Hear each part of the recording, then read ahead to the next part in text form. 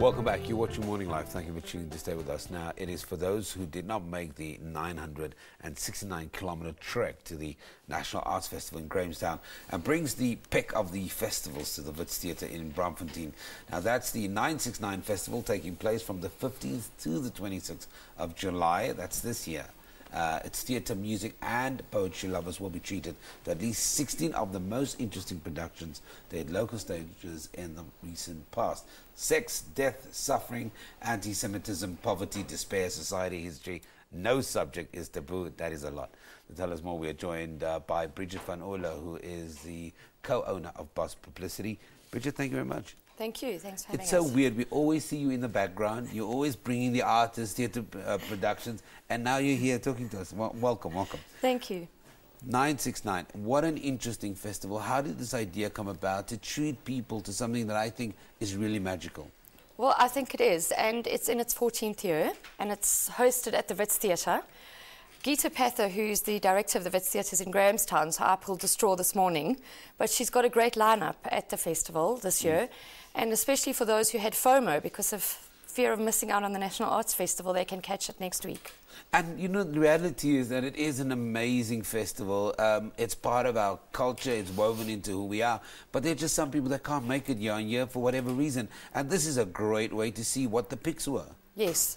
Definitely, and there's a great lineup. There's 18 productions this year, 5 of which are international productions. So there's a huge selection. Take us through some of the productions. Well, some of the productions, there's 5 international productions that are coming up from countries such as India, US, Canada, and Colombia. The Colombian musician Carlos Balanza starts the festival on the 15th, and his shows were sold out in Grahamstown. So I suggest that if you are wanting some great music, get the tickets now. They open on the 15th at the festival at 969 at Wits Complex. Yeah. And then we've got a host of local productions, a lot of which have already won Ovation Awards. Father, Father, Father, I Didn't Go to Hell for Croissants, Kafka's Ape, to name a few. Huge amounts of local talent and productions of directors and playmakers and theatre makers that are really cutting edge and trending. Before we started this interview, you said something that I said it should become a mantra, yes. Actually. Festivals are happy places. Yes. People are attracted to them. There seems to be this energy around them now. And I think the organizers of festivals also understand that it has to have the wow factor. It can't just be, we've been around for 14 years and that's it, people will come. You have to, especially with the theatrical festivals that one is putting on that include dance, poetry, music. I think getting people into theatres at the moment, it's really important. And festivals are happy places. They're places you see great productions, you see new productions, you see cutting-edge productions. You talk about them, you exchange ideas about them. So they are happy places. And I think what is great about Wits is that because it's all housed in one building and there's 3 different venues, you can move, you shuttle between them, you walk between them, there's time to have a drink, there's time to talk about them. It gives a great vibe. And that begs the next question. Why has this festival been so successful? 14 years on, it's still attracting the numbers. People are still interested in it, and it's growing. It is growing. We've seen it in the last few years. And I think one of the reasons that it's growing is Geeta Pather, who is the director of the Wits Festival, really has her ear to the ground. She watches the trends. She sees what the impulses are in the industry at that time. And also sees what's happening at the festivals and where young playmakers are, where young theatre makers are.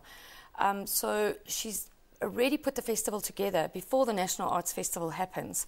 This year, actually, she's selected 2 more productions to come on board that she saw in Grahamstown, and she's added those to the festival lineup. So it's really cutting edge, and it is really the best of the best that are going to be at 969.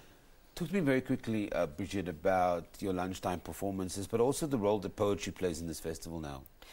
Poetry is important, also where we're trying to attract the youth, more of the young people in, especially with it being on Wits campus, where we've got a whole lot of students who want to come in and see productions and see shows.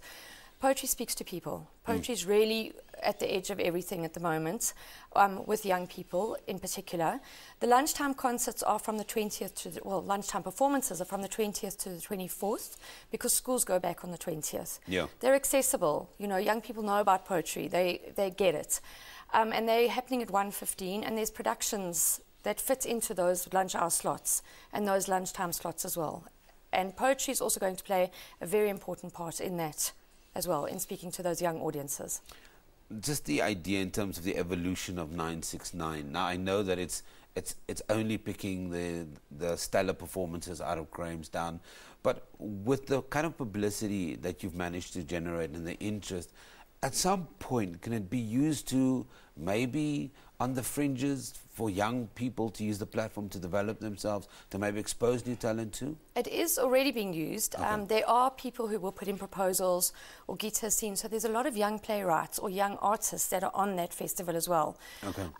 Luckily, it's Gita's talent that she has is understanding and seeing what is going to really work.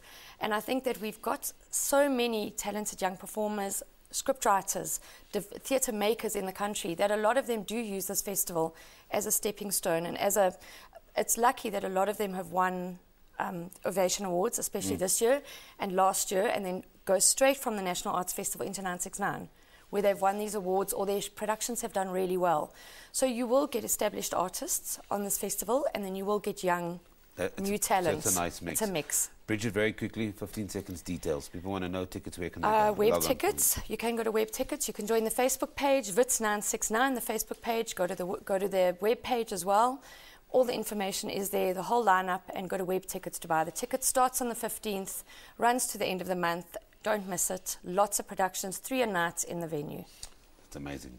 Bridget van Oerle, thank you very much for joining us. Publicist speaking to us about this year's edition of the 969 Festival, taking place from the 15th to the 26th of July. It's on your screen right now.